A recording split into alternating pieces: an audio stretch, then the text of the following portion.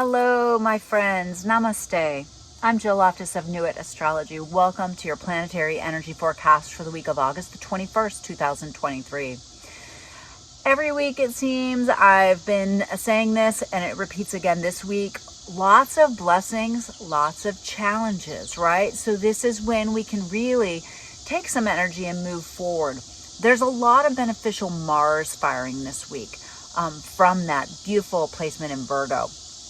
And so really sticking with those higher vibrational Virgo qualities is one of the best ways to get through this week. We are also going to pick up a really, really lovely connection between the Mars and Pluto this week. So that is something to take advantage of as well. But keep in mind, we are going to have some stickiness as well. We've got that Venus clashing once again with Jupiter in Taurus. Now, this has kind of been a repeat offender over the last couple weeks, right? Because Venus is moving backwards, right? So this clash energy between these two planets that tend to bring blessings can just go sideways when we go to excess, we overextend ourselves, we want everything too much, right? And especially because they're coming from these very desire nature signs of Leo and of Taurus. So really see where in your particular chart you've been getting this repeat message about something that needs to shift or evolve in that area of life. It could even be the theme of the summer, right? Because of this Venus retrograde season. So let's hop into this week and get down to the specifics. Now, the 21st of, which is Monday, keep in mind that we're still picking up kind of a loose blessing energy from Uranus and Taurus over to both Mercury and to Mars. So it's kind of, they're walking away from it, it's called applying when the energy is coming together to meet. And then as it separates, the energy wanes a little bit, but still keep those synchronicity goggles on, keep an ear out, really tune into intuition and see what flows through as you start the week. There is a moon void on Monday, the 21st, from 4:31 p.m., 7:22 p.m. Eastern. So keep that in mind. And keep in mind also there's some really interesting kind of clash energy from the Libra moon to the Pluto. So watch any passive aggressive behaviors on that beginning of the week. And then we have the precise on the 22nd, precise square from Venus to Jupiter.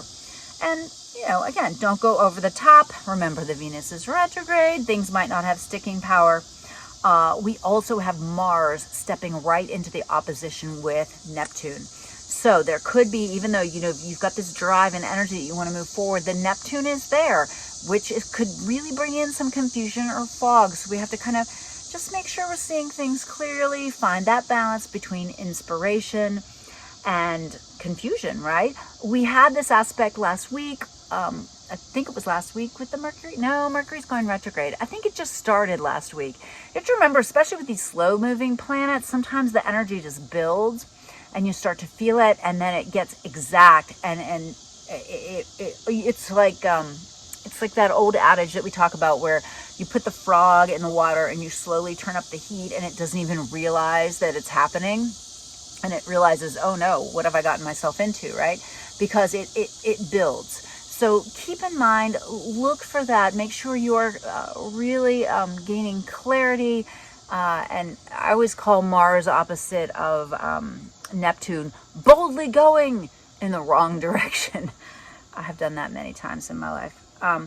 But there are these other blessing bits, right, which should aid, help, let you see there is some clarity. There is some reconstruction going on here. The Pluto retrograde season, this Mars is going to help you figure that out. All right. On the 23rd, the sun goes into the sign of Virgo. So happy solar return, my beautiful, darling Virgos. And interestingly enough, your planet, our dear Mercury, stations retrograde that day at 21 degrees of Virgo. Well, I don't know about you, but I'm already feeling this Virgo retrograde even before the shadow. It felt like a lot. And I think part of that is technology is definitely being impacted by these all this solar energy. But this is something that really, it's an interesting time to be a Virgo and to have your planet go retrograde. Really reconsidering who you are, how you see the world, how you see yourself, how the world sees you. So keep in mind that all the retrograde cautions are in play, but this is useful energy too. Remember, it's very close to the planet or to Earth when it retrogrades, so it's stronger. And so that strength of energy can really help you to become positively discerning, wise, helping, be useful. It's like one of the most lovely aspects of a Virgo personality. They really want to be useful, helpful. They're here as servants in a lot of ways, servants to life, and that is a very high, it's a high honor to be a servant of life. And then I'm slipping this in there. I went to edit my video and realized that I had not talked to you about another major aspect this week, which is once that sun goes into Virgo, it pretty immediately picks up an opposition to Saturn. Now remember, Saturn went into the sign of Pisces back in March, and it moved forward all the way, made it all the way to 7 degrees, and then began its retrograde cycle back. So at the very early degrees of the sign of Pisces, we have Saturn standing. And when Virgo slips into that sign, almost immediately, the sun picks up an opposition to Saturn. So Saturn on the sun can bring a little bit of heaviness, a little bit of melancholy. Any kind of Saturn connection, there is work to be done. There is effort that must be applied. And that is why I'm really loving this Mars and Virgo energy to give us a little aid, a little help. But also keep in mind, I've been working on the September forecast, and the sun is really getting a lot of strong aspects, okay? And so for all you Leo folks who already feel like you've been through it for the last couple years, the sun is being highly activated and giving you opportunities, really. Even an opposition is an opportunity to find balance between effort and inspiration. Again, we're looking at that Virgo Pisces axis. Effort, inspiration, precision, and what was the opposite of, it's not really the opposite though. It's more this kind of, it's blurring the edges only in the aid of giving you more possibility, right?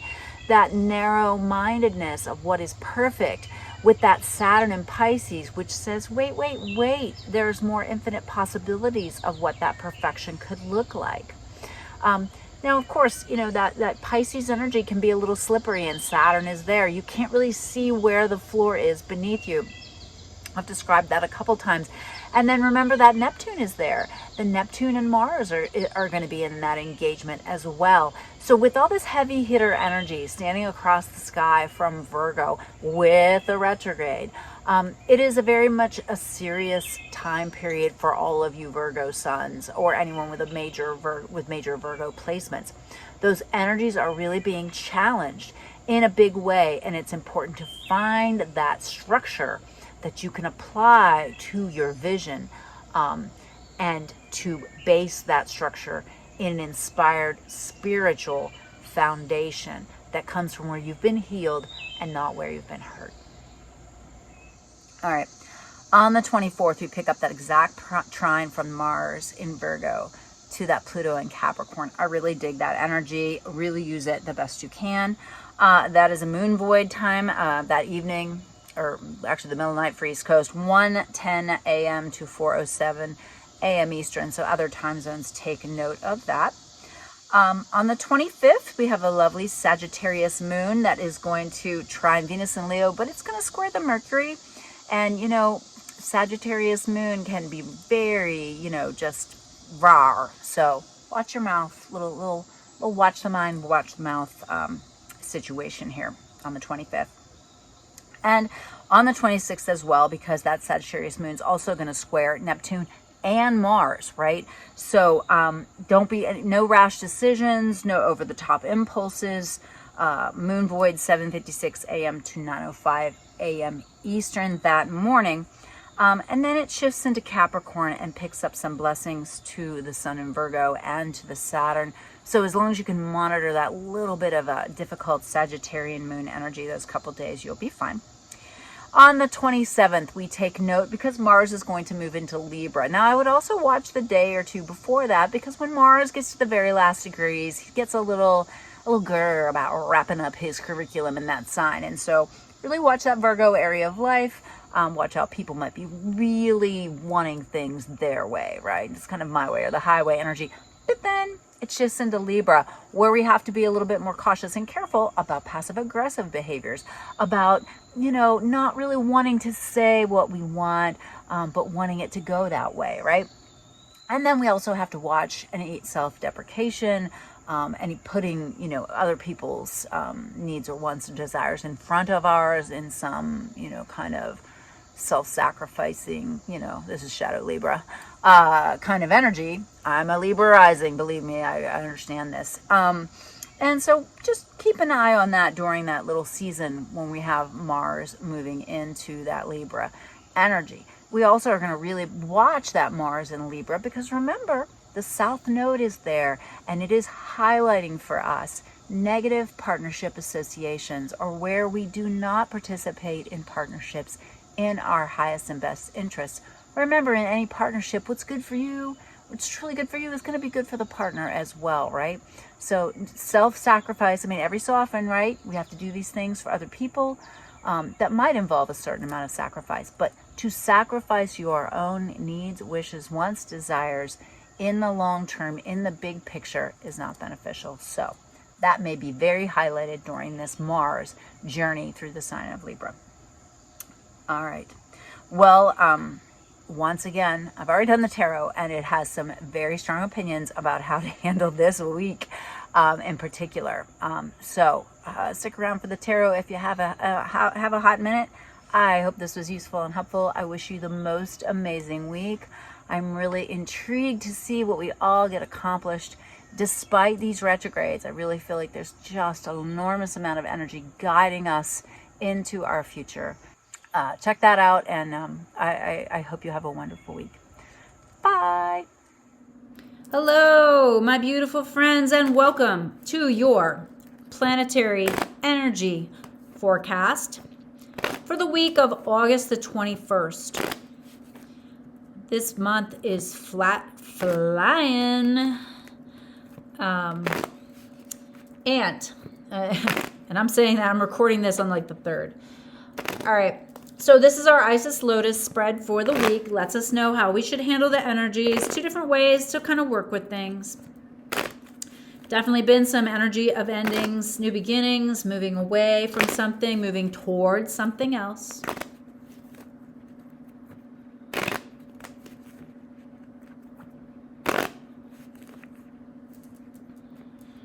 All right. So we start out with the basic influence of the past. And this is an energy of male authority figures who have emotional intelligence, are healers or helpers. All right, so kind of interesting there. And then there's you, the hermit. Okay, you've maybe been pulling back, trying to make decisions, going within